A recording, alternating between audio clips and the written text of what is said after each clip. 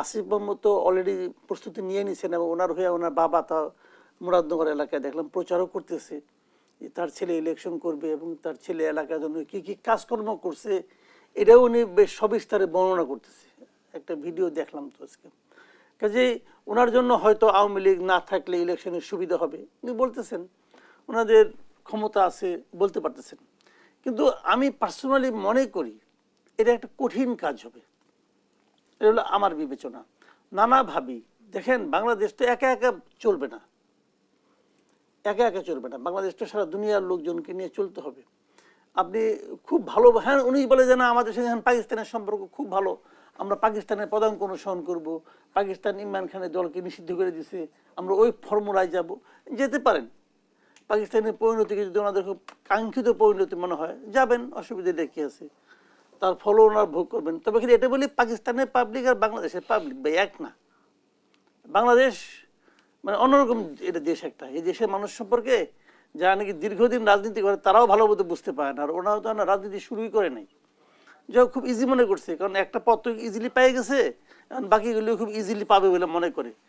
তো চলুক, দেখা যাক কি হয়। কিন্তু আমি মনে করি এটাও তো সহজ না। দেখেন প্রধান উপদেষ্টা ডক্টর ইউনূস উনিও কিন্তু বলেছেন যে উনি আওয়ামী লীগেরকে নিষিদ্ধ করার জন্য কাজ করছেন না, উনি এটা চাচ্ছেন না।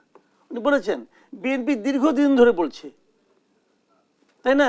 আর আসিফ মাহমুদ সজীব ভুইয়া বলতেছে কাজ চলছে, ঐক্যমত তৈরি হচ্ছে।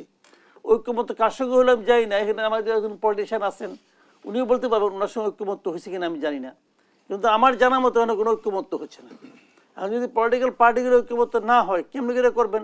আবার যদি ঐক্যমত হয়, যদি সকল পলিটিক্যাল পার্টির সঙ্গে ঐক্যমত হওয়ার মাধ্যমেও আওয়ামী লীগকে নিষিদ্ধ করা হয়, আমি সেটাও মনে করি যে আমাদের দেশের ভবিষ্যৎ রাজনীতির জন্য এটা খুব ভালো কোনো উদাহরণ তৈরি হবে না। এটাকে প্রবেশ থেকে আপনি এত টেনশন করতেছেন কেন? অনুপ্রবেশের প্রশ্ন না।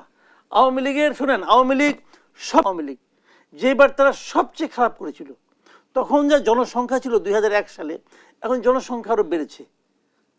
ধরলাম বেড়ে এটা বাড়তো কিছু, ধরলাম সব বাদ দেন, আওয়ামী লীগের দুঃশাসনের কারণে, আওয়ামী লীগের 15 বছরের খারাপ করার কারণে ধরলাম এর 50% লোক কমে গেছে, 50% পালাই দিলাম ভাই।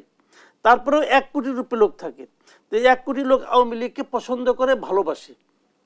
এই 1 কোটি লোকের মধ্যে হয়তো মানে 99 লাখ লোক হয়তো শেখ হাসিনাকে অপছন্দ করে, কিন্তু তারা আওয়ামী লীগকে পছন্দ করে। তো শেখ হাসিনাকে আপনি নিষিদ্ধ করতে পারেন, শেখ হাসিনাকে আপনি 20 বার ফাঁসি দেন না ভাই, আমার কোনো সমস্যা নাই। শেখ হাসিনা অপরাধ করলে শাস্তি হবে, আওয়ামী লীগের প্রত্যেকটা মন্ত্রীর অপরাধ আছে, সবাইকে ধরে একটা শাস্তি দেন, আমার কোনো আপত্তি নাই। জেলা কমিটির প্রত্যেকের লোকের শাস্তির মুখে আনেন, উপজেলা কমিটির মধ্যে নিয়ে আসেন, তাও আমার কোনো আপত্তি নাই। কিন্তু তারপরেও 1 কোটির চেয়ে বেশি লোক এই দেশে আওয়ামী লীগকে পছন্দ করে, ভালোবাসে, তারা নৌকা মার্কায় ভোট দিতে চায়। ওই 1 কোটি লোক, 1 কোটির সংখ্যাটাকে ইগনোর করেন না। যারা ইগনোর করবে তারা হয় 1 কোটি কি জিনিস এটা বুঝে না, অথবা তারা রাজনীতি বুঝে না। 1 কোটি লোক এনে কি বঙ্গোপসাগরে ফালাই দিবেন? এত সহজ না। জামাত আওয়ামী লীগের তুলনায় একটা ক্ষুদ্র দল। আওয়ামী লীগ 15 বছর সমস্ত কিছু নিয়ে ছিল, তার প্রশাসন, আর্মি, পুলিশ সব তার কাছে ছিল। জামাতকে নিষিদ্ধ করতে করতে 15 বছর লাগছে, তাও শেষ করতে পারে নাই। যখন শেষ দিন করছে 2 দিন এনজয় করতে পারে নাই। জামাত নিষিদ্ধ হয়েছে, বিএনপিকে কোনায় ঠেলতে ঠেলতে কোনায় নিয়ে গেছে, বিএনপি নিষিদ্ধ হয়েছে, বাদ দেন। 2009 সালে এসে তারা প্রথম নিষিদ্ধ করলো হিজবুত তাহরিরকে। হিজবুত তাহরির নিষিদ্ধ হয়েছে? নাই হিজবুত তাহরির। ওই যেদিন ওই 32 নম্বর বাড়ি ভাঙলো, ওর মাথার উপরে 1 লোক দেখলাম হিজবুত তাহরিরের ফ্ল্যাগ দিয়ে আড়ে আসছিল, হিজবুত তাহরির নিষিদ্ধ হয়েছে?